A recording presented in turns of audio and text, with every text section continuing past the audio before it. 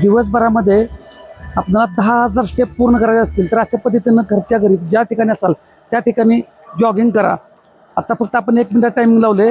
दिवसभरामध्ये जर 10,000 स्टेप पूर्ण करायचे असतील तर जेव्हा जेव्हा दर 1 तासानंतर 1 मिनिट, 1.5 मिनिट, 2 मिनिट तुम्हाला वेळ मिळेल तेव्हा अशा लहान लहान हालचाली करा, जॉगिंग करा.